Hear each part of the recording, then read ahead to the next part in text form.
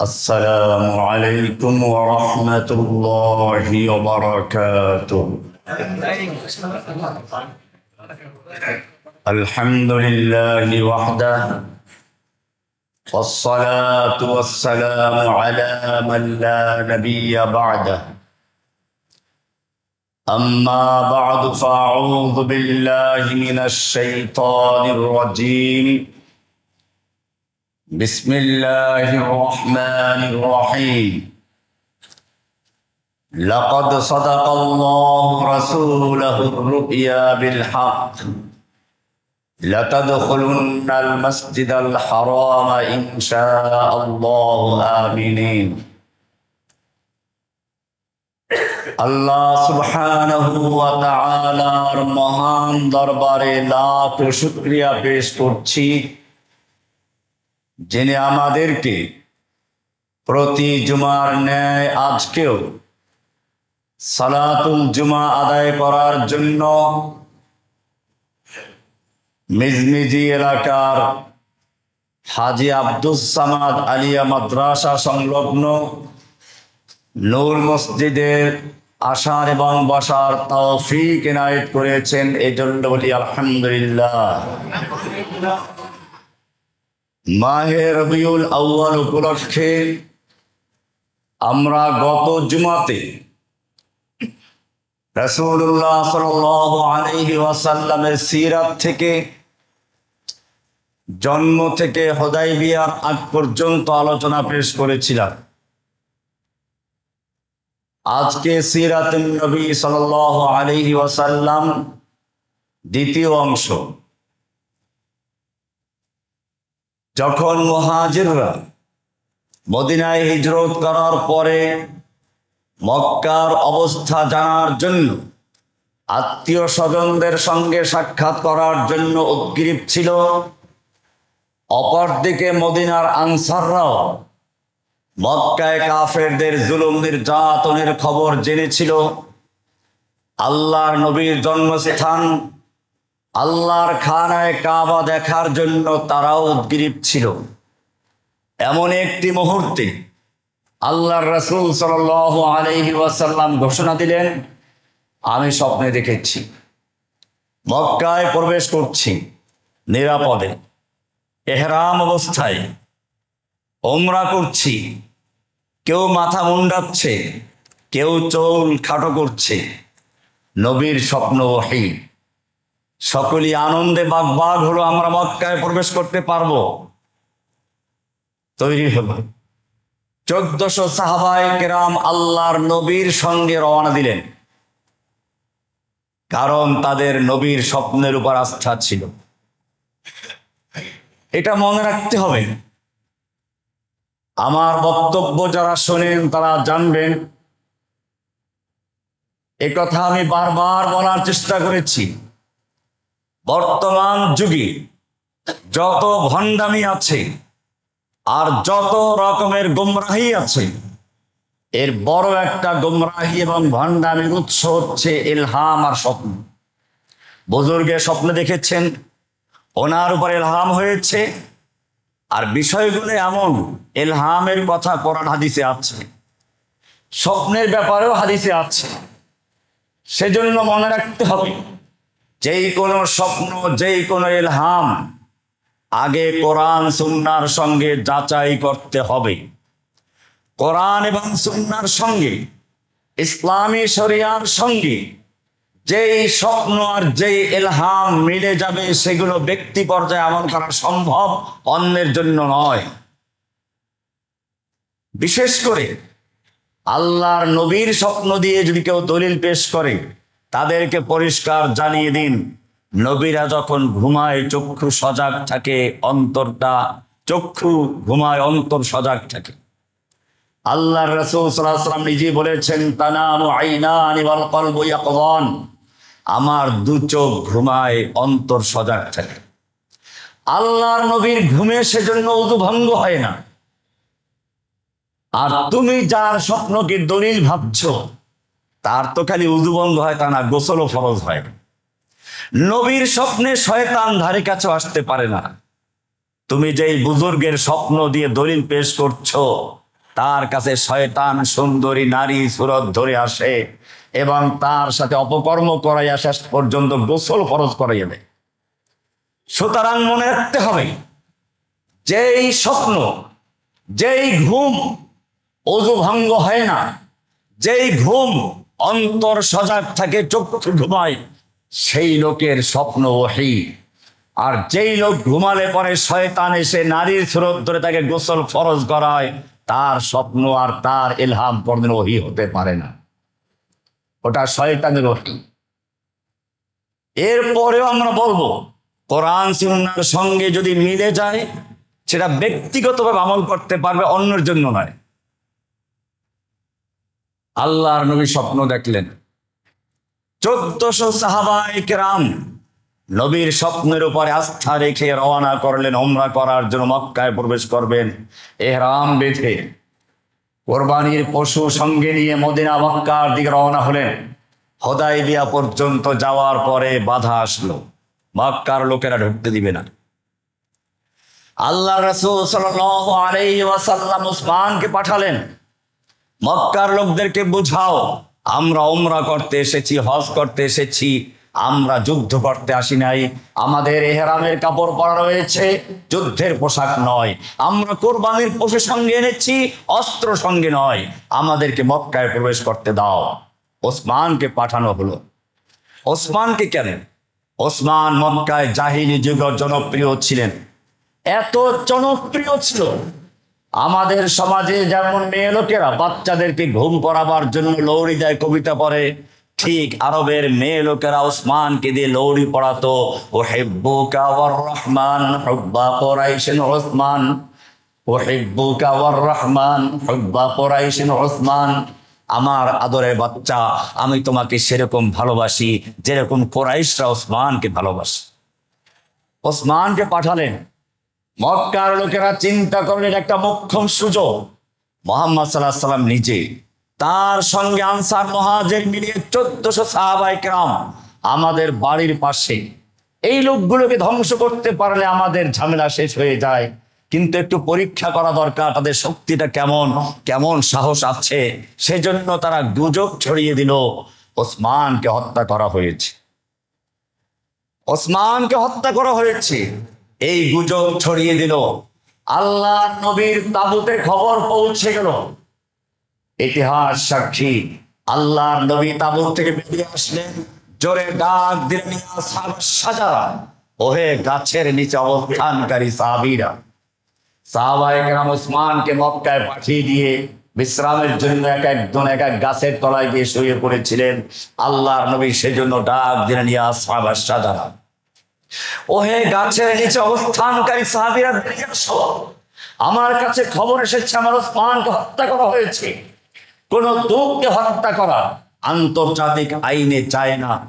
সুতরাং আসো, আমি হাত বিছিয়ে দিলাম, আমার হাতের উপরে হাত থেকে বায়াত করো, অঙ্গীকার করো, শপথ করো, আমরা ওসমান হত্যার বদলা নিতে গিয়ে হয়তো মক্কা বিজয় করে ছাড়বো, নতুবা সকলে শহীদ হয়ে যাব, একটা লোকও আমরা মদিনায় ফিরে যাব না। ইম্মা শাহাদা ওয়া ইম্মা শরিয়া, হয় শরিয়াত নয় শাহাদাত। আল্লাহর জন্য জীবন বাজি, মরলে শরীর, বাঁচলে কাজ। সাহাবায়ে কেরাম আল্লাহর নবীর হাতে হাত থেকে বায়াত করলেন। একজন লোক ঘোড়া ফিরিয়ে অন্যদিকে চলে গেছিল, বাকি সব সাহাবীরা বায়াত করলেন। এই বায়াত এত গুরুত্বপূর্ণ বায়াত ছিল, সাহাবায়ে কেরাম খুশিতে কবিতা পড়তে লাগলেন। নাহনুল্লাযীনা বায়াউ মুহাম্মাদা আলাল জিহাদ মা বাকিনা আবাদা, আমরা সে জাতি যারা নবী মুহাম্মাদের হাতে হাত থেকে বায়াত করেছি, আমাদের দেহের সঙ্গে যতক্ষণ পর্যন্ত রূহ থাকবে আমরা যুদ্ধ চালিয়ে যাব, আমাদের জীবন আমাদের মরণ আল্লাহর জন্য। ইন্না সালাতি ওয়া নুসুকি ওয়া মাহইয়ায়া ওয়া মামাতি লিল্লাহি রাব্বিল আলামিন। এই বায়াতের খবর মক্কায় পৌঁছে গেল। এই বায়াতের খবর মক্কায় চলে গেল, দিল্লি পর্যন্ত পৌঁছে গেছে। মাঝে মাঝে দিল্লি এরকম গুজব ছড়ায়, এটা মক্কার কাফেরদের রীতি। পরীক্ষা করে সবাই এক আছে কিনা। আল্লাহ সুবহানাহু ওয়া তাআলা মক্কার কাফেরদের মনের ভিতরে যখন এই খবর করে যায়, ভয় ঢুকিয়ে দিলেন। এবারে চুক্তি করার জন্য তারা প্রস্তাব নিয়ে আসলো। চুক্তি হলো, যদিও বাহ্যিকভাবে সব ধারাগুলো ইসলামের বিরুদ্ধে, মুসলিমদের বিপক্ষে, কিন্তু আল্লাহ সুবহানাহু ওয়া তাআলা এই চুক্তিকে উদ্দেশ্য করে অনেকগুলো আয়াত নাযিল করেছে। প্রথমে বায়াতের বিষয়টি মক্কার কাফেরদের অন্তরে জালজালা তৈরি করে নাই, কম্পন তৈরি করে নাই। সাত আসমান ভেদ করে, লৌহ কলম ছেদ করে আল্লাহর আরশ থেকে ঘোষণা হয়েছে, লাকাদ রাদিয়াল্লাহু আনিল মুমিনিনা ইয ইউবাইউনাকা তাহতাশ শাজারা। আল্লাহ তাআলা মুমিনদের প্রতি সন্তুষ্ট হয়ে গেছেন যখন তারা আপনার হাতে হাত রেখে বায়াত করেছিল গাছের নিচে বসে। গাছের কথা আলোচনা হয়ে গেল কোরআনে। শুধু আল্লাহ তাআলা সন্তুষ্ট হয়ে ক্ষান্ত হননি, আর গুরুত্ব দিয়ে বলছেন, ইন্নাল্লাযীনা ইউবাইউনাকা ইন্নামা ইউবাইউনাল্লাহ। হে নবী, ওই বায়াতের দোয়ান গাছের নিচে বসে আপনার হাতে যারা বায়াত করেছিল হাতে হাত রেখে, তারা আপনার হাতে হাত রেখে বায়াত করে নাই। ইন্নামা ইউবাইউনাল্লাহ, তারা আল্লাহর হাতে হাত রেখে বায়াত করেছে। ইয়াদুল্লাহি ফাওকা আইদিহিম, তাদের হাতের উপরে স্বয়ং আল্লাহর নিজের হাত ছিল। বায়াত হয়ে গেল। তবে এটা আমাদের সমাজের পীর মুরিদির বায়াত না, এটা মনে রাখতে হবে। এই বায়াত ছিল একজন মুসলিমকে বন্দী করা হয়েছে, একজন মুসলিমকে হত্যা করা হয়েছে, তার জন্য আল্লাহর নিজে জীবন বাজি করছেন। এমনকি আল্লাহর নবী সেই বায়াতের সময় নিজের বাম হাতটা ডান হাতে রেখে বলছেন, এটা ওসমানের হাত, যাতে ওসমান এই বায়াত থেকে বঞ্চিত না হয়। আজকে কত মুসলিম নির্যাতিত নিপীড়িত, ফিলিস্তিনি মুসলিমদের রক্ত নিয়ে হোলি খেলা হচ্ছে, আর গোটা বিশ্বের মুসলিমরা তাকিয়ে তাকিয়ে দেখছে। এটা নবীর সুন্নাহ নয়, নবীর উম্মত দাবি করা যায়। আল্লাহ কোরআনে পরিষ্কার বলেছেন, লাকাদ কানা লাকুম ফি রাসূলিল্লাহি উসওয়াতুন হাসানাহ, তোমাদের জন্য রাসূলের মধ্যে রয়েছে উত্তম আদর্শ। এটা আদর্শ।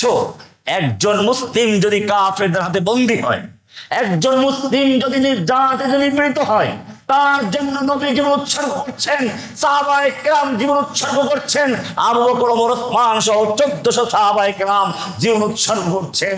এরপরে কাফেররা ভয় পেয়ে ওসমানকে সহ চলে এসেছে চুক্তি করার জন্য, সন্ধি করার জন্য, এমনিতে নয়।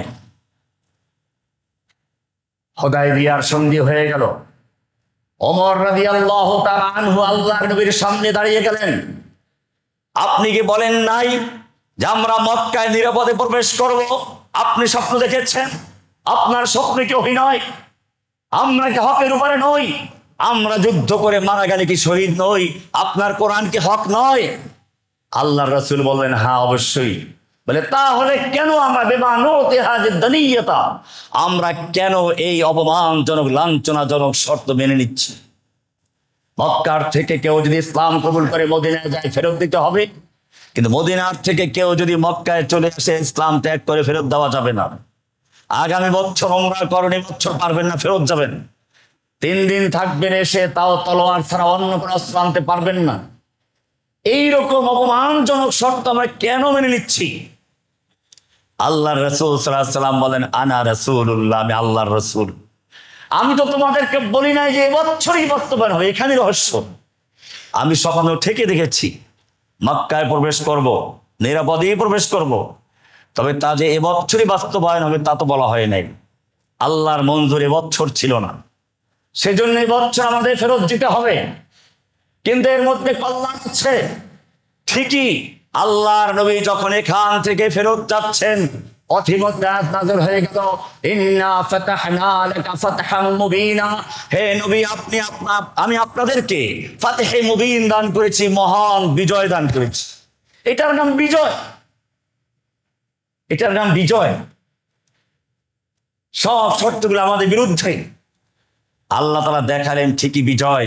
এই মক্কার এই হুদায়বিয়ার সন্ধির পর থেকে মুসলমানদের স্বীকৃতি পাওয়া গেল, তারাও একটা শক্তি। মক্কার কাফেররা চুক্তি করতে বাধ্য হয়েছে। এই চুক্তির পর থেকে মক্কার আশপাশের শক্তিগুলো ইচ্ছে করলে মুসলমানদের সাথে চুক্তিবদ্ধ হচ্ছে, ইচ্ছে করলে কাফেরদের সঙ্গে চুক্তিবদ্ধ হচ্ছে। ঠিকই বনু খুজা মুসলমানদের সঙ্গে চুক্তিবদ্ধ হলো, বনু বকর মক্কার কাফেরদের সঙ্গে চুক্তিবদ্ধ হলো। এই চুক্তির পরে আল্লাহর রাসূল সাল্লাল্লাহু আলাইহি ওয়াসাল্লাম বিভিন্ন বড় বড় দেশের রাজা রাষ্ট্রপ্রধানদের কাছে পত্র লেখা শুরু করলেন। কিসরা কায়সার সকলের কাছেই পত্র লিখেছেন, সেই ইতিহাসগুলো আপনাদের জানা আছে। এই চুক্তির পরেই আল্লাহর রাসূল সাল্লাল্লাহু আলাইহি ওয়াসাল্লাম মক্কার কাফেরদের থেকে নিরাপদ হয়ে চিন্তা করে আশপাশের বড় দুশমনদের চক্রান্তবাজদের শায়েস্তা করা প্রয়োজন। খায়বরের ইহুদিরা দুষ্ট বারবার যারা চক্রান্ত করেছে, মদিনার ছোট্ট রাষ্ট্রকে ক্ষতিগ্রস্ত করার জন্য সবসময় যারা ষড়যন্ত্র করেছে, তাদের উপর আক্রমণ করলেন। খায়বর বিজয় হল। খায়বর বিজয় হওয়ার মানে হচ্ছে মুসলিমদের হাতে অস্ত্র চলে এসেছে, খাদ্য চলে এসেছে, এখন থেকে মুসলিমরা আর গরিব নয়। এভাবেই প্রমাণিত হলো মুসলিমদের রাজনৈতিক শক্তি, অর্থনৈতিক শক্তি, সমাজে প্রভাব, এই সবগুলোই বিজয় হয়েছিল মক্কার সেই সন্ধি, হুদায়বিয়ার সন্ধির পরে। আল্লাহর রাসূল সাল্লাল্লাহু আলাইহি ওয়াসাল্লাম এভাবে মদিনার রাষ্ট্র গুছাতে লাগলেন। এমত অবস্থায় মক্কার থেকে একদল লোক চলে আসলো বনু খুজা গোত্রের, যারা মুসলিমদের সাথে চুক্তিবদ্ধ হয়েছিল। এই চুক্তির ধারা ছিল মুসলিমদের সঙ্গে যারা চুক্তিবদ্ধ হবে তাদেরকে মক্কার কাফেররা তাদের শত্রুদের বিরুদ্ধে সাহায্য করতে পারবে না। মক্কার কুফফাররা সেই চুক্তি ভঙ্গ করে বনু খুজার উপরে বনু বকর আক্রমণ করলো। মুসলমানদের মিত্র ছিল বনু খুজা, তাদের উপর আক্রমণ করেছে মক্কার কাফেরদের মিত্র বনু বকর। সেখানে গোপনে তারা অস্ত্র সরবরাহ করেছে, লোক দিয়ে সাহায্য করেছে। এবারে বনু খুজার লোক মদিনায় এসে সাহায্য কামনা করলো। আল্লাহর রাসূল সাল্লাল্লাহু আলাইহি ওয়াসাল্লাম ওদেরকে বলেন, আবশির, সন্তুষ্ট হও, সাহায্য পেয়ে যাবে। আর কিছু বললেন না, আল্লাহর কাছে দোয়া করে, আল্লাহ মক্কার অভিযানের সব তথ্য তুমি গোপন করে রাখো, যেন কেউ কিছু জানতে না পারে। একজন সাহাবী হাতিব ইবনে আবি বালতা রাদিয়াল্লাহু তাআলা আনহু মক্কার অভিযানের সব তথ্যগুলো লিখে মক্কার কাফেরদের কাছে পাঠাচ্ছিল। আল্লাহর নবী সাল্লাল্লাহু আলাইহি ওয়াসাল্লাম আলী এবং সালামা ইবনে আকওয়া দুজন সাহাবী খুব দৌড়াতে পারতেন ঘোড়ায় চড়ে, বললেন যাও রওজাতুল খাক নামক জায়গায় মক্কার পথে একজন বৃদ্ধা মহিলা উটের উপরে যাচ্ছে, ওর কাছে একটা চিঠি আছে, ধরে নিয়ে আসো। ঠিকই ওখানে গিয়ে দেখলেন এক মহিলা যাচ্ছে। আলী রাদিয়াল্লাহু তাআলা কে দল থামালেন, বলে তোমার কাছে পত্র আছে? বলে না, আমার কাছে কোনো পত্র নেই। আল্লাহর নবী বলেছেন হয়তো পত্র দিবি, নইলে আমরা যেভাবে তল্লাশি করা দরকার তাই করব, যেহেতু নবীর কথা মিথ্যা নয়। বুড়ি শেষ পর্যন্ত চুলের খোপার ভিতর থেকে পত্র বের করে দেয়। ওনারা দ্রুত চিঠি নিয়ে মদিনায় চলে আসেন। আল্লাহর নবী সাহাবীদের নিয়ে বসে আছেন। সেই লোক, যে লোক এই পত্র লিখেছে, সেও বসা আছে। আল্লাহর নবী পত্র খুললেন, লেখা আছে মিন হাতিব ইবনে আবি বালতা ইলা সানাদিদ কুরাইশ। হাতিব ইবনে আবি বালতার পক্ষ থেকে মক্কার নেতাদের প্রতি, কুরাইশের নেতাদের প্রতি মুহাম্মদ সাল্লাল্লাহু আলাইহি ওয়াসাল্লাম অচিরেই মক্কা অভিযান চালাবেন এবং বিশাল সৈন্য নিয়ে তোমাদের আক্রমণ করবেন, এরকম সব তথ্য ফাঁস করে দেওয়া হলো। ওমর ইবনে খাত্তাব বসে আছেন, তরবারি দাঁড়িয়ে গেলেন, ইয়া রাসূলুল্লাহ দানি আদরিব উনুকা হাযাল মুনাফিক, আমাকে অনুমতি দিন, আমি মুনাফিকটার গর্দানটা উড়িয়ে দিই। আল্লাহর রাসূল সাল্লাল্লাহু আলাইহি ওয়াসাল্লাম বললেন, হাতেব কি খবর বলো। আর ওমরকে বললেন, দেখো তুমি কি জানো না সে বদরি সাহাবী, সে একজন বদরি সাহাবী। লাআল্লাল্লাহ ইত্তালা আলা আহলি বদর, আল্লাহ তাআলা বদরি সাহাবীদের দিকে উকি মেরেছেন আর বলেছেন ইমালু মা শিতুম কদ গফারতু লাকুম, তোমরা যা ইচ্ছা তাই করো, আমি তোমাদের ক্ষমা করে দিলাম। এটা দ্বারা বোঝা যায় কাজটা মুনাফিকই ছিল, কাজটা শিখি। কারণ ওমরকে আল্লাহ রাসূল বলেন নাই তুমি কেন মুনাফিক বললা, একজন বদরি সাহাবী না, কাজটা মুনাফিকই ছিল। কিন্তু ইসলামের জন্য তার বড় অবদান আছে, সেই কারণে আল্লাহর রাসূল বলেছেন এই গুনাহটা ক্ষমাযোগ্য। তিনি ওজর পেশ করলেন যে আমি মুনাফিক না, আমি আল্লাহর কসম নবীকে বিজয় আল্লাহ দান করবেন সে বিশ্বাস আমার আছে, কিন্তু মদিনার তো সবাই যারা আসছেন তাদের পরিবারের লোকজন আছে, আমি বিদেশি, আমার লোকজন ওখানে আত্মীয় স্বজন আছে, কিন্তু তাদের দেখার কেউ নেই। সেই জন্য চাইলাম যে আমার এই চিঠির কারণে মক্কার লোকেরা আমার স্ত্রী সন্তানদেরকে একটু ভালো নজরে দেখ। যাই হোক, এটা তার একটা ওজর ছিল। এভাবে আল্লাহ সুবহানাহু ওয়া তাআলা আল্লাহ রাসূলের দোয়া কবুল করলেন যেন মক্কা অভিযানের কোন রকমের তথ্য মক্কায় না পৌঁছে। আল্লাহ নবী সাল্লাল্লাহু আলাইহি ওয়াসাল্লাম 10,000 সাহাবায়ে কেরামদের নিয়ে রাতের বেলায় মক্কার পাশে অবস্থান নিলেন। সিফা সালার হুকুম জারি করলেন বাথরুম কম তৈরি করবেন, আর প্রত্যেক গোত্রের লোকেরা আলাদা আলাদা চুলা জ্বালাবে, রুটি আলাদা বানাবে, পাক শাক আলাদা করো। কেন? আল্লাহর নবী সাল্লাল্লাহু আলাইহি ওয়াসাল্লাম রণাঙ্গনের মহাকৌশলী, তিনি বুঝলেন, জানতেন এই লোকেরা দূরের থেকে আগুন দেখে অনুমান করবে কতটা চুলা জ্বলছে, এক এক চুলায় কতজনের পা খুলে কতজন লোক হবে, চুলা দেখে হিসাব করবে। এরপরে গোয়েন্দা পাঠাবে ভোর রাতে, কারণ ভোর রাতে পায়খানায় সবাইকে যেতে হয়, কেউ এমন নাই বাদ নেই, সকলকে যেতে হবে। ওরা বাথরুমের সামনে লাইন তালাশ করে এক এক বাথরুমে কতজন আছে। ঠিকই বাতি দেখে দ্বিতীয়টা পর্যন্ত আসতে হয় নাই, আল্লাহ নবীর কৌশল কাজে লেগেছে। মক্কার নেতারা দেখতে পেল হাজার হাজার বাতি জ্বলছে, আগুন জ্বলছে, আর বুঝতে বাকি নেই, তারা বলে উঠলো মুহাম্মাদুন ওয়াল খামিস, নিশ্চয়ই মুহাম্মদ সাল্লাল্লাহু আলাইহি ওয়াসাল্লাম তার পূর্ণ বাহিনী নিয়ে আগমন করেছেন, এখন আর রক্ষা নেই। আবু সুফিয়ান মক্কার নেতা, সে নিজে চলে আসলো পরিস্থিতি অবজার্ভ করার জন্য। এবারে আব্বাস রাদিয়াল্লাহু তাআলা আনহু, তার এক সময়ের বন্ধু, মক্কার আরেক নেতা, রাসূলের চাচা, তার সঙ্গে দেখা হয়ে গেল। আব্বাসের সঙ্গে আলোচনা হচ্ছে, এর মধ্যে ওমর ইবনে খাত্তাব রাদিয়াল্লাহু তাআলা টের পেলেন এই তো সে আল্লাহর দুশমন, মক্কার কাফেরদের নেতা আবু সুফিয়ান, যার নেতৃত্বে উহুদ যুদ্ধ হয়েছে, যার নেতৃত্বে খন্দকের যুদ্ধ হয়েছে, ওকে ছাড়া যায় না, তলোয়ার নিয়ে গর্দানুরি দিবেন। আব্বাস বললেন তাড়াতাড়ি দৌড় দাও। কোন দিকে দৌড় দেব? মক্কার দিকে? না না, মেরে ফেলবে, নবীর সামনে যাও। নবীর সামনে গিয়ে হাজির, ওমর ইবনে খাত্তাব গিয়ে হাজির, বলেন ইয়া রাসূলুল্লাহ আমাকে অনুমতি দিন, কারণ নবীর সামনে গেলে পরে তো আর মারা যায় না। আল্লাহর রাসূল সাল্লাল্লাহু আলাইহি ওয়াসাল্লাম বললেন আবু সুফিয়ান এখনো কি সময় হয়নি? আবু সুফিয়ান তখনও বলছিল যে আমার একটু দেখার বিষয় আছে। আব্বাস বললেন যে সময় নেই, হয়তো ইসলাম কবুল করো, নতুবা ওমর ইবনে খাত্তাবের তলোয়ার তোমার জীবন কেড়ে নেবে। আবু সুফিয়ান ইসলাম কবুল করলো। আল্লাহর নবী সাল্লাল্লাহু আলাইহি ওয়াসাল্লাম দেখলেন বিষয়টা একটু চাপের মতো হয়ে গেল। লা ইকরাহা ফিদ্দীন, ইসলাম কবুল করার ক্ষেত্রে ইসলাম কাউকে চাপ সৃষ্টি করে না, এটা বুঝতে হবে।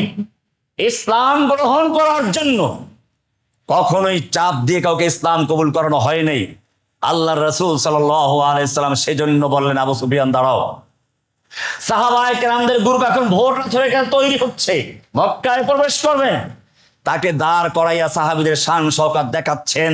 এবারে এক একজন আনসার কমান্ডার কবিতা গাচ্ছে আর বলছে খাল্লু বাদিল কুফারি আনসাবিলি আল ইয়াওমা নাদরিবুল হাম মাকিলিহি, ওই কাফেরের সন্তানেরা আজকে আমাদের রাস্তা খুলে দে, আজকে যে প্রতিবন্ধক হয়ে দাঁড়াবি তার মাথাতে গর্দানটা উড়ে যাবে। আর কাফেরের বাটারা আজকে দেখার দিন কে কার মায়ের দুধ পান করেছে, এইরকম কবিতা পড়ছেন আর মক্কার দিকে এগিয়ে যাচ্ছেন। আবু সুফিয়ান কাফের, কিন্তু মক্কার নেতা, জনদরদী নেতা, আমাদের নেতাদের মতো নয় যে কর্মীদেরকে ফেলে রেখে নিজের নেতাদেরকে সব ফেলে রেখে কিন্তু টাকা নিতে ভয় করে, ভুল করে নেয়। আবার টাকার বস্তা ঠিকই নিয়ে গেছে, কিন্তু কর্মীদেরকে ভুলে গেছে, নেতাদেরকে ভুলে গেছে, মন্ত্রীদেরকে ভুলে গেছে, সবগুলিকে ফেলে রেখে টাকার বস্তায় উঠলো কিনা তা বারবার জিজ্ঞেস করছে। মক্কার নেতা এরকম না, আবু সুফিয়ান কাফের। মক্কার কাফের আবু সুফিয়ান বলল মুহাম্মদ আমার বুঝতে পরিষ্কার হয়ে গেছে, আমার অন্তর পরিষ্কার হয়েছে, আমি মনের থেকে সাক্ষ্য দিচ্ছি আশহাদু আল্লা ইলাহা ইল্লাল্লাহ ওয়া আশহাদু আন্না মুহাম্মাদান আবদুল্লাহ ওয়া রাসূলুহু, আমি সাক্ষ্য দিচ্ছি আল্লাহ ছাড়া কোনো হক ইলাহ নেই, মুহাম্মদ ছাড়া তো আল্লাহর রাসূল, আমি সাক্ষ্য দিচ্ছি মনের থেকে বিশ্বাস নিয়ে।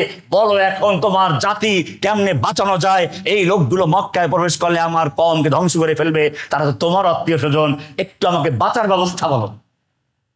আল্লাহর নবী সাল্লাল্লাহু আলাইহি সাল্লাম বললেন, যাও মক্কায় গিয়ে বললেন, যাও মক্কায় গিয়ে ঘোষণা করো, যেই ব্যক্তি তোমার আঙ্গিনায়, তোমার ঘরে গিয়ে, তোমার কাচারিতে আশ্রয় নেবে, আমি তাকে নিরাপত্তা দান করলাম। যেই ব্যক্তি ঘরের দরজা বন্ধ করে নিজের ঘরে চুপচাপ বসে থাকবে, আমি তাকে নিরাপত্তা দিলাম।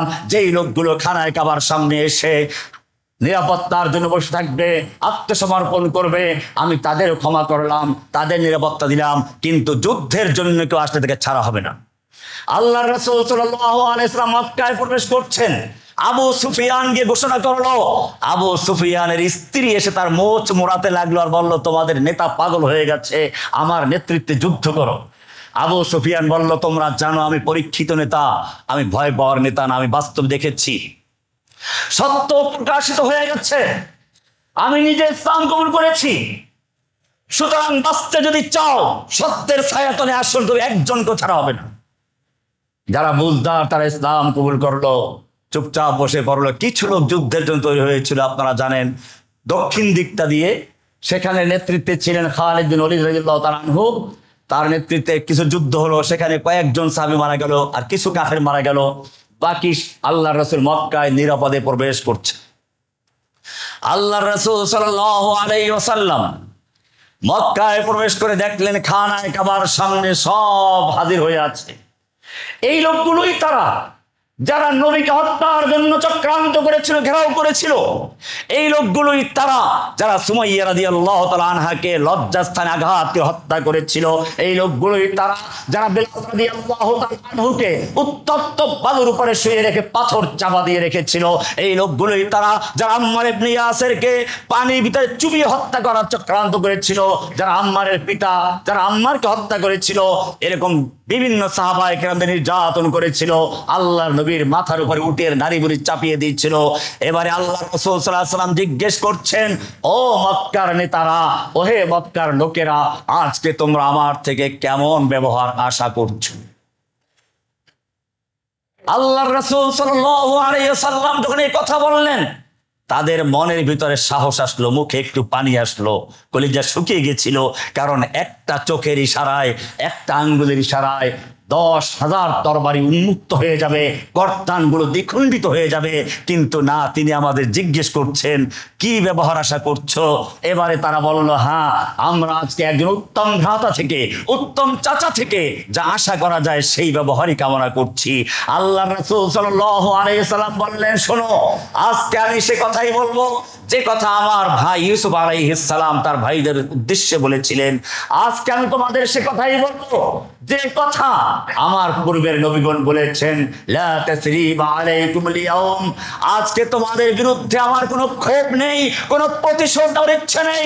ইযহাবু আনতুমুত তুলাকা, যাও, আমি তোমাদের সকলকে সাধারণ ক্ষমা ঘোষণা করছি। এটার নাম হচ্ছে নেতা, এটা আদর্শ। লাকাদ কানা লাকুম ফি রাসূলিল্লাহি উসওয়াতুন হাসানাহ, তোমাদের জন্য রাসূলের মধ্যে রয়েছে উত্তম আদর্শ। দুশমনকে যখন হাতের মুঠোর ভিতরে পাওয়া যায়, প্রতিশোধ নেওয়ার জন্য কোনো আর প্রতিবন্ধক নেই, সেই সময় দুশমনকে ক্ষমা করে দেওয়া, এটাই হচ্ছে মহান নবীর এক আদর্শ, মহান আদর্শ। আল্লাহ তাকে আদর্শ রূপে প্রেরণ করেছে। তবে হ্যাঁ, এখানে মনে রাখতে হবে, আল্লাহর রাসূল সাল্লাল্লাহু আলাইহি ওয়াসাল্লাম এই সাধারণ ক্ষমার সময়ও 13 থেকে 14 জন লোককে নাম ধরে বললেন, এদের হত্যা করা হবে, এদের কোনো ক্ষমা নেই। কারণ হচ্ছে এই, যারা অত্যাচার জুলুমের সীমা অতিক্রম করে, তাদের যদি ক্ষমা করা হয়, মাজলুমদের উপরে জুলুম করা হয়। আপনারা দেখেছেন জুলাই আগস্টে যেই সকল পুলিশ নেচে নেচে ছাত্রদের বুকে গুলি করেছে, যেই সকল পুলিশ ছাত্রদের চোখ নষ্ট করে দিয়েছে, যেই সকল পুলিশ ছাত্রদের হাত পা কেটে ফেলেছে, যেই সকল পুলিশ পঙ্গু করে দিয়েছে, সেই পুলিশকে ক্ষমা করা মানে হচ্ছে মুসলিমদের সাথে বেয়াদবি করা। এই জন্য মনে রাখবেন, বিদায় হজের ভাষণে আল্লাহ রাসূল ভুল করেন নাই। এরকম জঘন্য অপরাধী যারা, তারা যাতে পার পেয়ে না যায়, মাজলুমদের যেন কান্না থেমে থাকে, কিছুটা হলেও প্রশান্তি লাভ করে, এই জন্য আল্লাহ রাব্বুল আলামিন পৃথিবীতে জালিমদের জন্য ইতিহাস রচনা করেছেন। আপনারা দেখেছেন সারা বিশ্বের মানুষ এখন জেগে উঠেছে। আপনারা দেখেছেন নেপালে কি হয়েছে। এটাই হচ্ছে বাস্তবতা। আল্লাহ সুবহানাহু ওয়া তাআলা মানুষকে ঢিল দেন। কোরআন বলছে ওয়াতিলকাল আইয়ামু নুদাবিলুহা বাইনান নাস, আমি মানুষের মধ্যে ক্ষমতার পালা বদল ঘটিয়ে থাকি। ক্ষমতার মালিক যে আল্লাহ, এটা প্রমাণ করার জন্য এটা করে থাকেন। কারণ জালিমরা যদি চিরস্থায়ী ক্ষমতার মালিক হয়ে যায়, আল্লাহকে ভুলে যাবে। আল্লাহ বলছেন কুলিল্লাহুম্মা মালিকাল মুলক তুতিল মুলকা মান তাশাউ, আল্লাহ তুমি যাকে ইচ্ছা ক্ষমতা দান করো, ওয়া তানজিউল মুলকা মিম্মান তাশাউ, আর যা থেকে যে ক্ষমতা ছিনিয়ে নাও, শেষ পর্যন্ত হেলিকপ্টারের রশি ধরে ঝুলতে ঝুলতে পালাতে হয়, নর্দমায় গিয়ে ডুবে মরে। আগুনে পুড়িয়ে মারা হয়েছে। আমরা যদিও আগুনে পুড়ে হত্যা করাকে সমর্থন করি না, কারণ হাদিসে বলা হয়েছে লা ইউআযযিবু বিন-নার ইল্লা রাব্বুন নার, আগুন দ্বারা শাস্তি দেওয়ার অধিকার রাখেন আগুনের মালিক। আগুন দিয়ে শাস্তি দেওয়ার অধিকার কে রাখেন? আগুনের যিনি মালিক।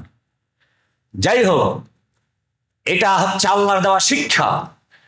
জালিমদেরকে বুঝিয়ে দেন চিরস্থায়ী ক্ষমতার মালিক কেউ না। আল্লাহর রাসূল সাল্লাল্লাহু আলাইহি ওয়াসাল্লাম যুদ্ধের পরে গিয়ে এখন মাথার হেলমেট খুলেন নাই, যুদ্ধের পোশাক এখনো খুলেন নাই।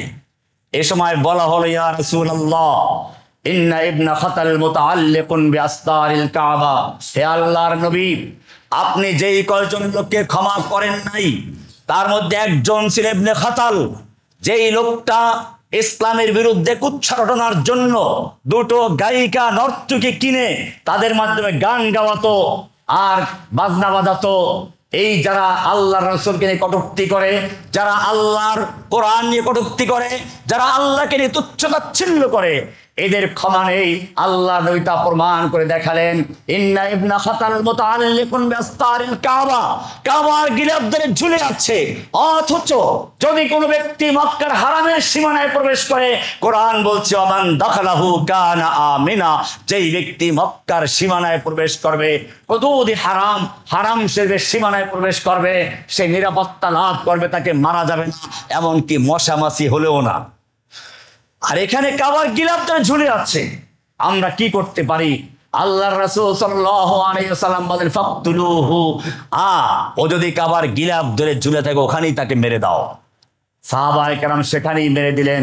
বুঝা গেল যারা অন্যায় জুলুম করে সীমা অতিক্রম করেছে, যারা মানুষদেরকে ধুকে হত্যা করেছে, নিষ্পাপ শিশুদের বুকে গুলি চালিয়েছে, যতক্ষণ পর্যন্ত তাদের বিচার না হবে ততক্ষণ পর্যন্ত তারা যেখানে থাকবে সেখানে নিরাপদ থাকবে না। তাদের নিরাপত্তা থাকতে পারে না, তাদেরকে যারা নিরাপত্তা দিবে তাদেরও নিরাপত্তা থাকবে না। এটাই হচ্ছে। সেজন্য মনে রাখবেন, লাকাদ কানা লাকুম ফি রাসূলিল্লাহি উসওয়াতুন হাসানাহ, একদিকে যেমন রাহমাতুল লিল আলামিন, আর একদিকে ন্যায় বিচারক, আর একদিকে ন্যায় বিচারক, একদিকে ইসলামের রহমত রয়েছে, আর একদিকে চোরের হাত কাটার বিধান রয়েছে। একদিকে রাহমাতুল লিল আলামিন, আর একদিকে জিনা বিচার, যে বিবাহিত হয় পাথর ছেড়ে হত্যার বিধান রয়েছে। এটাই ন্যায় বিচার। আমি গত জমা আলোচনা করেছিলাম যে এই চুরির হাত কাটার বিধান পেঁয়াজ চোর তেল চোরদের জন্য নয়। মক্কা বিজয় হয়ে গেল, আল্লাহর রাসূল সাল্লাল্লাহু আলাইহি ওয়াসাল্লাম মদিনায় গেলেন। এরপরে বিভিন্ন দেশের লোকেরা আসতে শুরু করলো। এবারে মক্কা বিজয় হয়ে গেছে, আমুল উফুদ, বিভিন্ন দেশের প্রতিনিধি আসছে, দলে দলে ইসলাম কবুল করছে। আরাইতান নাস ইয়াদখুলুনা ফি দীনিল্লাহি আফওয়াজা, দলে দলে লোকেরা ইসলামে প্রবেশ করছে। আল্লাহর রাসূল সাল্লাল্লাহু আলাইহি ওয়াসাল্লাম এবারে মক্কায় নিজে হজ করতে গেলেন না, আবু বকরকে পাঠালেন আমিরুল হজ করে, আর পরক্ষণে আলীকে পাঠালেন ঘোষণা দেওয়ার জন্য। এই বছর আল্লাহর নবী মক্কায় আসলেন না কেন? এখনো মক্কার মূর্তি আগেই ভেঙেছেন। মক্কায় ঢুকে প্রথম কাজ করেছেন, আল্লাহর রাসূল মূর্তি দিকে ইঙ্গিত করেছেন, জা আল হাক্কু ওয়া যাহাকাল বাতিল ইন্নাল বাতিলা কানা যাহুকা, সত্য এসে গেছে, মিথ্যা বিতাড়িত হয়েছে, মিথ্যা বিতাড়িত হওয়ার বস্তুই বটে, এই বলে ইঙ্গিত করছেন। মূর্তিগুলো ভেঙে চুরমার হয়ে গেছে। এটাই বলেছিলাম, আল্লাহর নবী মক্কাতে ইচ্ছে করলে, যখন শুরুতে তার সঙ্গে হামজার মতো বীর পুরুষ ছিলেন, যখন ওমরের মতো লৌহ মানব ছিলেন, তখন ইচ্ছে করলে রাতের অন্ধকারে কতগুলো মূর্তি ভাঙতে পারতেন, কিন্তু সেদিন মূর্তি ভাঙেন নাই। কেন ভাঙেন নাই? সেই সময় মূর্তি ভাঙলে ওরা আবার তৈরি করত, আগের চেয়ে মজবুত করে করত। সেজন্য আল্লাহর নবী চিন্তা করেন প্রথম কাজ হচ্ছে তাওহীদের বাণী দিয়ে মানুষের অন্তরের ভিতরে মূর্তির মহাব্বত, অন্তর থেকে মূর্তি ভেঙে চুরমার করতে হবে। যদি অন্তরের থেকে মূর্তি ভেঙে চুরমার করা যায়, তাহলে এই সব পাথরের মূর্তি একদিন ভেঙে চুরমার করা কোনো ব্যাপার হবে না। যেমনটা বাংলাদেশেও হয়েছে। আমি প্রায় বলি, একটা মূর্তিকে মানুষের অন্তরে প্রতিষ্ঠা করার জন্য অন্তর থেকে আল্লাহ এবং আল্লাহর রাসূলের মহব্বতকে অপসারণ করে আর জায়গায় আর বাপের মূর্তির ভালোবাসা তৈরি করার জন্য প্রথমে শাহবাগে একদল নাস্তিক মুরতাদদেরকে লেলিয়ে দিল আল্লাহর রাসূলের বিরুদ্ধে কটূক্তি করার জন্য। এরপরে রাস্তার মোড়ে মোড়ে মূর্তি, স্কুল কলেজে মূর্তি, এমনকি মাদ্রাসা, আলিয়া মাদ্রাসার অফিসে পর্যন্ত বাবার মূর্তি ঢুকানো হয়েছিল। এমন কোন জায়গা নেই যেখানে মূর্তি বসানো হয় নাই। সেই মূর্তিকে প্রতিষ্ঠা করার জন্য শতবর্ষ পালন করা হলো, আবার তার 1 বছর আগের থেকে কাম ডাউন করা হলো। কত কোটি কোটি টাকা খরচ করা হয়েছে মূর্তিকে অন্তরে বসানোর জন্য। আমি বলি, অন্তরের মালিক আল্লাহ। অন্তরের মালিক যদি তুমি হতে, ঠিকই অন্তরে লোক বসাতে পারতে। যে প্রচার করেছো রেডিও, টেলিভিশন, রাস্তাঘাট, অফিস আদালত, এমনকি কোনো জায়গায় বাকি নেই যেখানে মূর্তি বসানো হয় নাই। এর মাধ্যমে মূর্তির ভালোবাসা বসানোর চক্রান্ত করা হয়েছিল, প্রতিস্থাপন করা, আল্লাহ রাসূলকে সরিয়ে দিয়ে তার জায়গায় বসানো। আল্লাহ রাব্বুল আলামিন দেখিয়ে দিলেন, যেই প্রজন্মের উপরে তোমার এত বড় পরিশ্রম, এত তোমার বিনিয়োগ, সেই প্রজন্মের মালিক তুমি নও, তাদের অন্তরের মালিক তুমি নও। আল্লাহ হচ্ছেন মুকাল্লিবাল কুলুব, অন্তরে পরিবর্তন করার মালিক। এমন ঘৃণা মনের ভিতরে তৈরি করে দিয়েছে, বাচ্চা বাচ্চা পর্যন্ত সেই মূর্তিগুলো যা ভেঙে পরিষ্কার করতে কয়েক বছর লেগে যেত, একদিনে সব মূর্তি পরিষ্কার হয়ে ভেঙে চুরমার করা হলো। যেইগুলো ভাঙ্গা যায় নাই, ক্রেন লাগিয়ে রশি লেগে টেনে এসে দুর্মার করে দেওয়া, চূর্ণ বিচূর্ণ করে দেওয়া হলো। কে করেছেন? আল্লাহ করেছেন। এটা মানুষের কারণে, মানুষের অন্তরের মালিক কে? এই জন্য দোয়া করতে হবে, ইয়া মুকাল্লিবাল কুলুব সাব্বিত কলবি আলা দীনিক। হে অন্তরের মালিক, তুমি আমাদের অন্তরকে তোমার দ্বীনের উপর অটল রাখো। আল্লাহ রাসূল নিজে করতেন। কোরআনের সূরা আলে ইমরানের 7 নম্বর আয়াতে একটা আয়াত আছে, রব্বানা লা তুযিগ কুলুবানা বা'দা ইয হাদাইতানা ওয়া হাব লানা মিন লাদুনকা রাহমা। কবি নজরুল এটার অনুবাদ করেছেন, যখন পথের দিশা দিয়েছো খোদা, তখন বিপথে তুমি নিও না। এটা ওই আয়াতের তর্জমা। রব্বানা লা তুযিগ কুলুবানা, হে আমাদের রব, তুমি আমাদের অন্তরকে বক্র পথে নিও না, বাঁকা পথে নিও না। বা'দা ইয হাদাইতানা, যখন তুমি আমাদের হেদায়েত দান করেছো। হেদায়েত দেওয়ার পরে অনেক লোক গোমরা হয়ে যায়, সকালে মুমিন বিকালে কাফের, বিকালের মুমিন সকালে কাফের। এটা আমাদের বর্তমান দেখতে পাচ্ছি। দাজ্জাল আসলে আরো ব্যাপকভাবে দেখা যাবে। দুনিয়ার লোভে পড়ে, আপনারা দেখেন নাই বিগত দাজ্জালের সময় কত মানুষ লোভে পড়ে কওমি কেউ দিল কওমি জননী খেতাব, কেউ তো জান্নাতের টিকিট ধরাই দিল। কেন? একটু সামান্য লোভের কারণে। যেই লোকগুলো বিগত স্বৈরাচারী হাসিনার লোভে পড়ে তাকে জান্নাতের টিকিট দিতে দ্বিধাবোধ করলো না, যারা তাকে কওমি জননী খেতাব দিতে দ্বিধাবোধ করলো না, দাজ্জাল আসলে মনে রাখবেন, দাজ্জালকে তারা আল্লাহর ওলি বলতেও দ্বিধাবোধ করবে না। দাজ্জালের বিরুদ্ধে যারা যাবে তাদেরকে জঙ্গিবাদ খেতাব দিতে তারা দ্বিধা করবে না। করে নাই ফরিদে মাসউদ?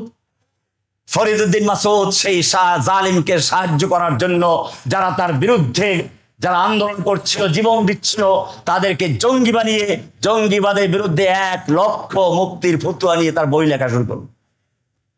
যুগে যুগে দালালরা এই কাজই করেছে। আল্লাহর রাসূল সাল্লাল্লাহু আলাইহি ওয়াসাল্লাম সেই কারণে এবারে আলীকে পাঠালেন, ঘোষণা করো মক্কার মূর্তি পরিষ্কার হয়েছে। কিন্তু মূর্তি পূজকরা এখনো হজ করতে আসে, মূর্তি পূজকরা মক্কা ঢুকতে পারবে না। মুশরিক মক্কায় ঢুকতে পারবে না। একদল লোক উলঙ্গ হয়ে তওয়াফ করতো, খাজা বাবা, গাজা বাবা, ল্যাংটা বাবা এখনো আছে। এরা যুক্তি দিত, যেই কাপড় পরে আমরা দুনিয়াতে আসি নাই, দুনিয়াতে যেভাবে এসেছি আল্লাহর কাছে সেভাবেই যেতে হবে। আমরা কি কাপড় পরে আসছিলাম নাকি? এটা বলে ওরা, দেখবেন এখনো বলে। ল্যাংটা কেন থাকে? দুনিয়া আসার সময় তো আমরা এভাবেই আসছিলাম। আল্লাহর নবী সাল্লাল্লাহু আলাইহি ওয়াসাল্লাম আলী রাদিয়াল্লাহু তাআলা আনহুকে পাঠালেন, যাও ঘোষণা করো এই বছরের পরে লা আল্লাহ ইয়াতুহা মুশরিকুন, কোন মুশরিক এই বছর পরে তওয়াফ করতে পারবে না, ওয়ালা উরিয়ানুন, কোন উলঙ্গ মানুষ মক্কায় ঢুকতে পারবে না। এরকম ভাবে অনেকগুলো বিধান দিয়ে দিলেন, মুশরিকরা এলাকায় প্রবেশ করতে পারবে না। মক্কা মূর্তি মুক্ত হলো, মূর্তি পূজারী মুক্ত হলো, মুশরিক মুক্ত হলো। এরপর আল্লাহর নবী পরের বছর হজ করতে আসলেন, যেটা বিদায় হজ নামে প্রসিদ্ধ। আল্লাহ নবী হজ একবারই করেছেন। আল্লাহর নবী সাল্লাল্লাহু আলাইহি ওয়াসাল্লাম প্রায় 1.5 লক্ষ সাহাবায়ে কেরাম দিনে হজ করছেন।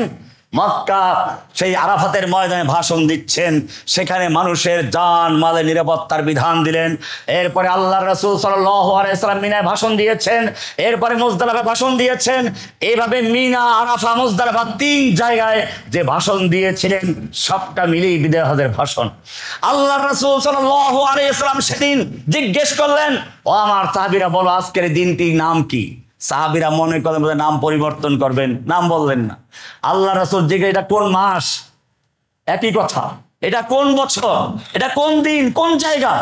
আল্লাহ রাসূল বলে, এটা কি আশুরে হারাম, এটা কি মাস নয়, এটা কি জিলহজ নয়, এটা কি সেই আরাফাতের ময়দান নয়, এটা কি ইয়াউমে আরাফা নয়? সাহাবা বললেন, হ্যাঁ অবশ্যই, নাম চেঞ্জ করেন নাই।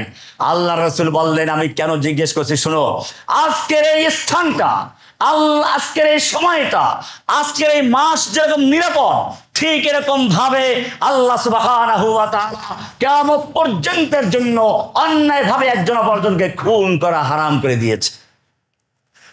মানবাধিকারের কথা অনেকেই বলেছে, অন্যায় খুনের বিরুদ্ধে অনেকেই বলে, কিন্তু কোরআন যে ঘোষণা করেছে পৃথিবীর ইতিহাসে এত জোরালো ঘোষণা কেউ করতে পারে না। কোরআন পরিষ্কার বলছে, মান কাতালা নাফসান বিগাইরি নাফসিন আও ফাসাদিন ফিল আরদ ফাকান্নামা কাতালান নাস জামিআ, যেই ব্যক্তি কোন মানুষকে, কোন একটা প্রাণীকে অন্যায়ভাবে হত্যা করলো অথচ সে কাউকে হত্যা করে নাই, অথবা কোনো হাঙ্গামা ফাসাদ সৃষ্টি করে নাই, এমন নিরপরাধ কোনো মানুষকে যে ব্যক্তি হত্যা করলো, ফাকান্নামা কাতালান নাস জামিআ, সেজন্য গোটা পৃথিবীর সমস্ত মানুষকে হত্যা করলো। ওমান আহইয়াহা, পক্ষান্তরে যেই ব্যক্তি কোনো একটা মানুষকে হত্যার হাত থেকে বাঁচালো, অন্যায় অপরাধ করে তাকে হত্যা করা হচ্ছিল তাকে বাঁচালো, ফাকান্নামা আহইয়ান নাস জামিআ, সেজন্য গোটা বিশ্বের মানবতাকে বাঁচালো। আজকে বড়ই আক্ষেপ লাগে, দিনের দুপুরে হাজার হাজার মানুষের সামনে কয়েকটা সন্ত্রাসী একটা লোককে পিটিয়ে হত্যা করছে, আর সবাই দেখে তামাশা দেখছে। কোরআন প্রতিবাদ করেছে, ওমান আহইয়াহা, অন্যায় হত্যার হাত থেকে যারা একটা মানুষকে বাঁচালো, ফাকান্নামা আহইয়ান নাস জামিআ, যেন গোটা বিশ্বের মানবতাকে বাঁচালো। আল্লাহ নবী সেদিন বিধান ঘোষণা করছেন, সব বিধান ঘোষণা হয়ে গেল। চোরের হাত কাটা বিধান বলেন, ইসলাম শুধু চোরের হাত কাটতে বলেন, আমি সেটা বলেছিলাম গত জুমাতে। ইসলামের সৌন্দর্য বুঝতে হবে, ইন্নাল্লাহা ইয়ামুরু বিল আদল, আল্লাহ রাব্বুল আলামিন আদল ইনসাফ প্রতিষ্ঠার জন্য হুকুম করেছেন। আল্লাহ সুবহানাহু ওয়া তাআলা বলেছেন, ইন্নাল্লাহা ইয়ামুরুকুম আন তুআদ্দুল আমানাতি ইলা আহলিহা। সুতরাং ইসলামের সৌন্দর্য হচ্ছে ব্যক্তি জীবনে, পারিবারিক জীবনে, সামাজিক জীবনে, রাষ্ট্রীয় জীবনে, আন্তর্জাতিক জীবনে, সকল ক্ষেত্রে ইসলাম এমন এক সৌন্দর্য দিয়েছে। বিবাহের মাধ্যমে একটা পারিবারিক বন্ধন দিয়েছে ইসলাম, কারণ যাতে করে বৃদ্ধ অবস্থায় একটা মহিলা অসহায় হয়ে না পারে। আজকে যারা মানবতার সবক শিখায় তাদের দুনিয়ায় গিয়ে দেখেন বিয়ের আগে 4-5টা বাচ্চা হয়ে যায়, তারপরে তাকে ছেড়ে আরেকটা বিয়ে করে বা অন্য সম্পর্কে স্থাপন করে, আগের মহিলাটা কোথায় চলে কেউ খোঁজও রাখে। ইসলাম বলে প্রথম দিকে লিতাসকুনু ইলাইহা, স্ত্রীর কাছে প্রশান্তি লাভ করো। এরপরে যখন বুড়ি হয়ে যায় তখন আর সেই যৌবনের ভালোবাসা থাকে না। আল্লাহ রাব্বুল বলেছেন ওয়া জাআলা বাইনাকুম মাওয়াদ্দাতাও ওয়া রাহমা, সেই যৌবনের ভালোবাসাকে চেঞ্জ করে দিয়ে, পরিবর্তন করে দিয়ে বৃদ্ধ অবস্থায় বুড়ো আর বুড়ির মধ্যে অন্যরকম একটা ভালোবাসা তৈরি করে দেন। আপনি দেখবেন বুড়ো অবস্থায় বুড়া বুড়ি একজন অপরজনকে ছাড়া চলতে পারে না, ভালোবাসা মেলান হয় না। আল্লাহ কোরআনে বলে দিয়েছেন ওয়া জাআলা বাইনাকুম মাওয়াদ্দাতাও ওয়া রাহমা, এটা সেই যৌবনের ভালোবাসা না, এটা মাওয়াদ্দা এবং রাহমা, যেটা অন্যরকম একটা ভালোবাসা তৈরি করে দিয়েছেন, শ্রদ্ধা, ভালোবাসার ভালোবাসা। এভাবে স্ত্রী সন্তান প্রত্যেকের আলাদা মর্যাদা আছে, আমি সে নিয়ে আলোচনা করছি না। আল্লাহ রাসূল সাল্লাল্লাহু আলাইহি ওয়াসাল্লাম এবারে বিদায় হজের ভাষণে কিছু কথা বলছেন। সাহাবায়ে কেরামদের উদ্দেশ্য করে বললেন, কিয়ামত পর্যন্ত মানুষকে উদ্দেশ্য করে বললেন, মান ইয়াইশ মিনকুম বা'দি ফাসায়ারা ইখতিলাফান কাসীরা, আমার মৃত্যুর পরে তোমরা যারা জীবিত থাকবে অনেক মতভেদ দেখবে, অনেক দলাদলি দেখবে। কাজী অনেকে মনে করে এত দল এত মত আমরা কই যাব? আরে বেটা, আল্লাহর নবী বলে গেছেন দল মত হবে, না হইলে তোমার প্রশ্ন আসা দরকার ছিল, হবে। কাজে হয়েছে, এটাই সত্য, এটাই নবীর ভবিষ্যৎবাণী হবে। এরপরে সমাধান তো দিয়েছেন, সেইটা খুঁজো। আল্লাহ নবী সাল্লাল্লাহু আলাইহি ওয়াসাল্লাম সেটা পর্যন্ত বলেন নাই। এরপরে বললেন ফাসায়ারা ইখতিলাফান কাসীরা ফাআলাইকুম বিসুন্নতি ওয়া সুন্নাতিল খুলাফাইর রাশিদিন মাহদিয়িন, তোমাদের তখন দায়িত্ব হবে আজকে আমি এবং আমার সাহাবীরা যেই তরিকা, যেই আদর্শ, যেই পথের উপরে, যেই মতের উপর আছি, এই পথে, এই মতে, এই তরিকায়, এই আদর্শে যারা থাকবে কিয়ামত পর্যন্ত তারাই হকের উপর থাকবে। আল্লাহ রাসূল সাল্লাল্লাহু আলাইহি ওয়াসাল্লাম এরপর আরো স্পষ্ট করলেন, ইন্না বানি ইসরাঈল তাফাররাকাত আলা 72 মিল্লাহ, জেনে রাখো বনি ইসরাঈল 72 ফিরকায় বিভক্ত হয়েছিল। ওয়া সাতাফতারে উম্মতি আলা 73 মিল্লাহ, আর অচিরে আমার উম্মত 73 ফিরকায় বিভক্ত হবে। কুল্লুহুম ফিন্নার, সব জাহান্নামে যাবে, ইল্লা মিল্লাতান ওয়াহিদা, শুধু একটা মাত্র দল জান্নাতে যাবে। কিলা ইয়া রাসূলুল্লাহ মান হুম ইয়া রাসূলুল্লাহ, সাহাবায়ে কেরাম জিজ্ঞেস করেন ইয়া রাসূলুল্লাহ সেই একটি দল কারা, কি তাদের পরিচয়, কি তাদের পরিচয়? যারা আপনার নামে জন্মদিনে মিছিল করবে, জশ্নে জুলুস বানাবে তারা, যারা আপনার নামে মিষ্টি খাবে তারা, যারা আপনার নাম ইমাম মাহাদি দাবি করবে, মাজারকে কাবা বানাবে তারা, যারা তাদের পক্ষে সমর্থন দেবে তারা।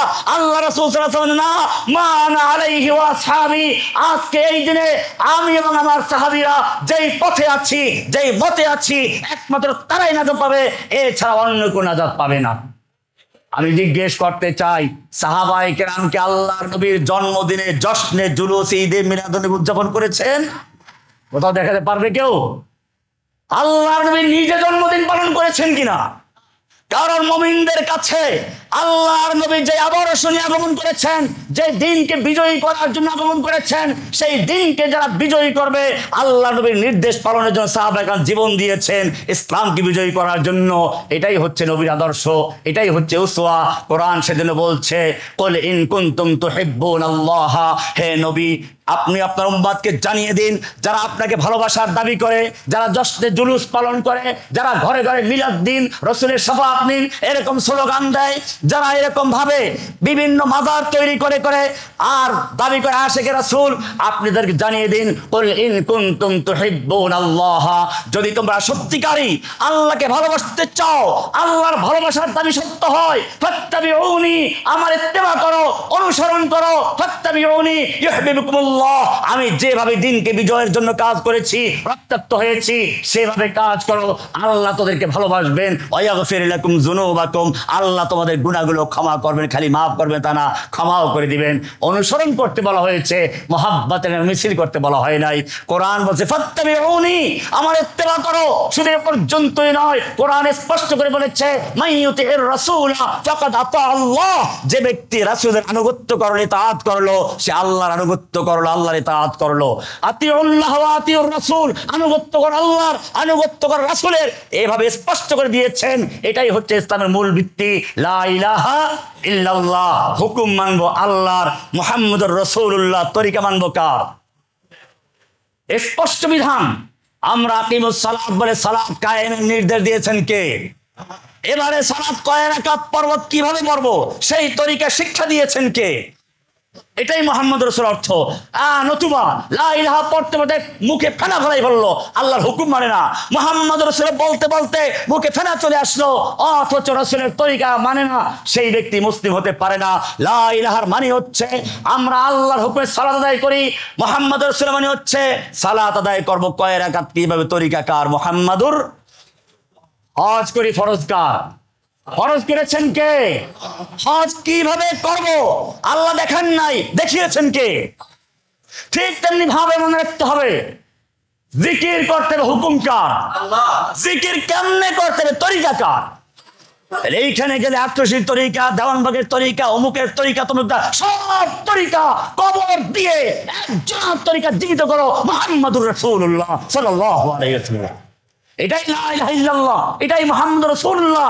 এই কারণেই আল্লাহ রাসূল বিদায় হজের ভাষণে স্পষ্ট করে গেছেন, প্রথমে সোজা একটা দাগ দিলেন, খাত্তা লানা রাসূলুল্লাহ সাল্লাল্লাহু আলাইহি ওয়াসাল্লাম খাত্তান মুস্তাকিমান, সোজা একটা দাগ দিলেন, ও খাত্তা খুতুতান আন ইয়ামিনিহি ওয়া খুতুতান আন শিমালিহি, ডান দিকে বাম দিকে অনেকগুলো দাগ দিলেন। এরপরে সুম্মা ওয়াদা ইয়াদাহু ফি খাত্তিল উলা, এরপরে মাঝখানের দাগে হাত রেখে বললেন হাযা সাবিলুল্লাহ, এই যে মাঝখানে সোজা রাস্তা, এটা হচ্ছে আল্লাহর রাস্তা, এটা আল্লাহর রাস্তা, এটা সিরাতে মুস্তাকিম, ফাত্তাবিউহু, এটা অনুসরণ করো। আর এই ডানে বামে যত রাস্তা দেখতে পাচ্ছ এগুলো শয়তানের রাস্তা, শয়তানের তরিকা। যখনই কোনো ব্যক্তি সিরাতে মুস্তাকিমে চলতে চায় তখনই ভণ্ড পীরে মুরিদরা ধরে আইসা, ভাই আপনি তো সারা জীবন গুনাহ করেছেন, পাপ করেছেন, আপনাকে আল্লাহ মাফ করবেন না, আমি আপনাকে আত্মসী নিয়ে যাব, ওই মাছ ভান্ডার নিয়ে যাব, ওই মুখ দরবার নিয়ে যাব। এইভাবে আল্লাহ রাসূল বলেছেন প্রত্যেকটা রাস্তার মুখে মুখে এক একটা শয়তান বসে আছে। যখনই কোনো ব্যক্তি সিরাতে মুস্তাকিমে চলতে চায় এক এক শয়তান এক এক দরবার ঢুকিয়ে তাকে সিরাতে মুস্তাকিম বিভ্রান্ত করার চেষ্টা করে। আলা কুল্লি সাবিলিন মিনহা শাইতান, প্রত্যেকটা রাস্তার মুখে মুখে এক একটা শয়তান বসে আছে। কে বলেছেন? আল্লাহ রাসূল বলেছেন, পরিষ্কার করে দিয়েছেন। এরপরে তিনি আয়াত পেশ করলেন, সূরা আনামের 153 নম্বর আয়াত, ওয়া আন্না হাযা সিরাতি মুস্তাকিমান ফাত্তাবিউহু, এটাই হচ্ছে আমার রাস্তা, মুস্তাকিমান যে একেবারে সোজা সরল, ফাত্তাবিউহু, এই একই রাস্তা অনুসরণ করো, খবরদার তোমরা অন্য কোন রাস্তা অনুসরণ করবে না, ফাতাফাররাকু বিকুম আন সাবিলিহি, তাহলে তোমাদেরকে তা আল্লাহর পথ থেকে বিচ্ছিন্ন করে ফেলবে। এইভাবে পরিষ্কার করে বললেন। এবারে সাহাবায়ে কেরাম প্রশ্ন, ইয়া রাসূলুল্লাহ আমরা না হয় আপনাকে দেখতে পাচ্ছি, আপনাকে আমরা অনুসরণ করতে পারছি, কিন্তু আপনার 1400 বছর পরে, 1500 বছর পরে বাংলাদেশের এই লোকগুলো তো আপনাকে পাবে না, তারা কিভাবে আপনার তরিকা জানবে, আপনাকে চিনবে? আল্লাহর রাসূল সাল্লাল্লাহু আলাইহি ওয়াসাল্লাম স্পষ্ট করে বলছেন, তারা তৌফিকুম আমরাইন, আমি থাকবো না, আমার সাহাবীরা থাকবে না, কিন্তু জেনে রাখো তারা তৌফিকুম আমরাইন, আমি তোমাদের মাঝে দুটো জিনিসকে রেখে যাচ্ছি, দুটো জিনিসকে রেখে যাচ্ছি, লান তাদিল্লু মা তামাসসাকতুম বিহিমা, যতদিন পর্যন্ত তোমরা সেই দুটো জিনিসকে শক্তভাবে ধরে রাখবে, লান তাদিল্লু, পথভ্রষ্ট হবে না, গোমরাহ হবে না, পদচ্যুত হবে না। দুটো জিনিসকে ধরে রাখবে, একটা হচ্ছে কিতাবুল্লাহ, আল্লাহর কিতাব কোরআন, আর একটা সুন্নাত রাসূলিহি, রাসূলের সুন্নাহ হাদিস ধরে রাখো। কোরআন সুন্নাহ থেকে এজন্যই ভণ্ড ফকিররা মানুষকে বিভ্রান্ত করার জন্য বলে 90,000 কালাম, 30,000 জাহের, 60,000 বাতেন। এই বেটা আল্লাহর নবী সেজন্য বিদায় হজের ভাষণে জিজ্ঞেস করছেন সাহাবীদেরকে, ও আমার সাহাবীরা বলো কিয়ামতের মাঠে তোমাদের জিজ্ঞেস করা হবে, আমি আমার দায়িত্ব, রিসালাতে দায়িত্ব দেওয়া হয়েছিল আমাকে বলা হয়েছিল, ইয়া আইয়ুহার রাসূল বাল্লিগ মা উনজিলা ইলাইকা মির রাব্বিক, হে রাসূল আপনার রবের প্রতি, আল্লাহর পক্ষ থেকে আপনার প্রতি যা নাযিল হয়েছে, বাল্লিগ, আপনি তাবলীগ করুন, পৌঁছে দিন। এই দায়িত্ব আমাকে দেওয়া হয়েছিল। কিয়ামতের মাঠে তোমাদেরকে জিজ্ঞেস করা হবে আমি পৌঁছিয়েছিলাম কিনা। আমি তোমাদের জিজ্ঞেস করছি, বলো আলা হাল বাল্লাগতু, আলা হাল বাল্লাগতু, আলা হাল বাল্লাগতু, আমি কি পৌঁছিয়েছি, আমি কি পৌঁছিয়েছি, আমি কি পৌঁছিয়েছি? সাহাবায়ে কেরাম 14 লাখ সাহাবায়ে কেরাম এ কথা বলেন নাই, না আপনি অর্ধেক পৌঁছিয়েছেন, 90,000 থেকে 60,000 গোপন করেছেন। আল্লাহর রাসূলের সাহাবীরা বলেছেন, নাম কাদ বাল্লাগতার রিসালা ওয়া আদাইতাল আমানা ওয়া নাসাতাল উম্মাহ, হে নবী আমরা সাক্ষ্য দিচ্ছি আপনি আল্লাহর দেওয়া রিসালাতের দায়িত্ব সম্পূর্ণ পৌঁছিয়েছেন, ওয়া আদাইতাল আমানা, আল্লাহর দেওয়া আমানত আপনি আদায় করেছেন, ওয়া নাসাতাল উম্মাহ, উম্মতের জন্য কল্যাণময় কাজ করেছেন, আমরা সেই সাক্ষ্যই দিচ্ছি। আল্লাহর নবী এবার আকাশে যে আঙ্গুল ইঙ্গিত করে বলছেন, আল্লাহুম্মা শাহাদ, আল্লাহুম্মা শাহাদ, আল্লাহুম্মা শাহাদ। আল্লাহ তুমি সাক্ষী থাকো, আল্লাহ তুমি সাক্ষী থাকো, আল্লাহ তুমি সাক্ষী থাকো। আমার উম্মত সাক্ষী দিচ্ছে আমি আমার দায়িত্ব ঠিক মতো পৌঁছিয়েছি, কোনো কিছু গোপন করি নাই। এই সময় আল্লাহ সুবহানাহু ওয়া তাআলা এই বিদায় অনুষ্ঠানটাকে এত পছন্দ করলেন, জিবরাইলকে বলেন যাও গিয়ে এই মসজিদটাকে মোহরাঙ্কিত করে দাও, সিলমোহর লাগিয়ে দাও। আয়াত নাযিল হয়ে গেল, আল ইয়াউমা আকমালতু লাকুম দীনাকুম ওয়া আতমামতু আলাইকুম নি'মাতি ওয়া রাদিতু লাকুমুল ইসলাম দীনা। আল্লাহ তাআলা জানিয়ে দিলেন আল ইয়াউমা আকমালতু লাকুম দীনাকুম, আজকে আমি তোমাদের জন্য তোমাদের দিনকে মুকাম্মাল করে দিলাম, পরিপূর্ণ করে দিলাম। ওয়া আতমামতু আলাইকুম নি'মাতি, এবং যে ওহীর নিয়ামত নাযিল হচ্ছিল সেই ওহী আজকে সমাপ্ত করে দিলাম, আর ওহী আসবে না। ওয়ারাদিতু লাকুমুল ইসলাম দীনা, কিয়ামত পর্যন্তের জন্য দিন হিসাবে, জীবন ব্যবস্থা হিসাবে ইসলামকে আমি মনোনীত করলাম। এই ঘোষণা হয়ে গেল, সিলগালা হয়ে গেল। এই জন্য মনে রাখবেন আল্লাহর নবীর মাধ্যমে আল্লাহ তাআলা ইসলামের বিল্ডিংকে, ইসলামের ইমারতকে পূর্ণাঙ্গ করে দিয়েছেন। পূর্ণাঙ্গ হওয়ার পরে নতুন কিছু ঢুকাবার সুযোগ আছে? এই মসজিদের কাজ পূর্ণ হয়ে গেছে। এখন যদি আমাদের এই যে কমিশনার সাহেব, কি নাম যেন, ইকবাল হোসেন ভাই, একটা স্বর্ণের ইট নিয়ে আসলো বা হীরকের ইট নিয়ে আসলো, এক জায়গায় লাগান। খতিব সাহেবকে বললো এক জায়গায় লাগাতে হবে। খতিব সাহেব বললেন না, এটা লাগাবার সুযোগ নেই, আকমালতু মসজিদের কাজ পূর্ণ হয়ে গেছে। ইকবাল সাহেব বললেন এটা কি জানেন হুজুর কত মূল্যবান? একটা হীরকের ইট কোটি কোটি টাকার মূল্য, গোটা মসজিদের চেয়েও অনেক মূল্যবান বেশি। এক জায়গায় মেহেরবানি করে লাগান। এবারে আমি লাগাতে চাইলে কি করতে হবে? ওই এক ইট পরিমাণ জায়গা ভাঙতে হবে। মনে রাখবে আল্লাহ তাআলা নবীর মাধ্যমে আল ইয়াউমা আকমালতু লাকুম বলে ইসলামের বিল্ডিং, ইসলামের ইমারতকে পরিপূর্ণ করে দিয়েছেন। এখন যদি কোনো বিদআতি, কোনো মুফতি, কোনো মুহাদ্দিস, কোনো পীর, কোনো দাজ্জাল এসে ইসলামে কোনো কিছু প্রবেশ করতে চায়, বুঝতে হবে রাসূলের মাধ্যমে যে ইসলাম পূর্ণ হয়েছিল সেই ইসলামকে ভেঙে দিয়ে ছাড়া কোনো কিছু ঢোকানো সম্ভব। কাজে যেখানে বেদাত ঢুকবে সেখান থেকে সুন্নাহ উঠে যাবে। কি হবে বলেন? যেইখানে বেদাত ঢুকবে, যেই পরিমাণ বেদাত ঢুকবে, ওখান থেকে সেই পরিমাণ সুন্নাত উঠে যাবে। কারণ ইসলাম পূর্ণ হয়ে গেছে। এই কারণে কোরআন সুন্নাহর বাইরে আজকে যারা মাজার তৈরি করছে, মক্কা মদিনায় গিয়ে দেখেন মাজার আছে, সাহাবীদের কোনো মাজার আছে? আজকে মাজার তৈরি করা হচ্ছে, কারওয়ান হচ্ছে। আল্লাহ নবী সাহাবীকে অনুমতি দিয়ে হুকুম দিলেন, যাও ওয়ালা তারা কবরান মুশাররাফান ইল্লা তামাসতা, যত উঁচু কবর দেবে সব ভেঙে চুরমার করে সমান করে দিবে। হুকুম দিয়েছেন আল্লাহ রাসূল নিজে। আল্লাহর রাসূলকে সিজদা করা হতো না। আপনি জানাজার নামাজ পড়েন, সব নামাজের রুকু সিজদা আছে। যোহরের নামাজ পড়ো রুকু সিজদা করো, আসর পড়ো রুকু সিজদা করে, এশা পড়বে রুকু সিজদা করবে, জুমার নামাজ পড়বে রুকু সিজদা করবে। রুকু সিজদা না করলে তোর নামাজ হবে না। কিন্তু খবরদার, নামাজটা যদি জানাজার নামাজ হয় তুই রুকু করতে পারবি না, সিজদা করতে পারবি না। জানাজার নামাজ যদি কোনো নবী রাসূলের হয় তাও পারবি না। ওলি আল্লাহ, গাউস কুতুব যা বড়, কারো জানাজায় রুকু সিজদা করা যাবে না। কারণটা কি? সব নামাজে রুকু সিজদা করা ফরজ, না করলে নামাজ হয় না। জানাজার নামাজে রুকু সিজদা করা নিষেধ, করলে হবে না। কারণটা কি? কারণ একটাই, অন্য নামাজে তোর সামনে কোনো লাশ নাই, আর ওই জানাজার নামাজে তোর সামনে একটা লাশ আছে, লাশ। যদি এ সময় আল্লাহর জন্য সিজদা করে, আল্লাহর জন্য রুকু করে, ওই ভণ্ড পীরের মুরিদেরা, ওই মাজার পূজারী ফকিরেরা বলবে এই তো বুজুর্গকে সম্মানের সিজদা করা হয়েছে। আল্লাহ সুবহানাহু ওয়া তাআলা যাতে মানুষ এই বিভ্রান্তির মধ্যে না পড়ে, ধোঁকা দিতে না পারে, প্রতারণা করতে না পারে, সেজন্য জানাজার নামাজের থেকে নিজের পাওনা রুকু সিজদা পর্যন্ত বাতিল করে দিলেন।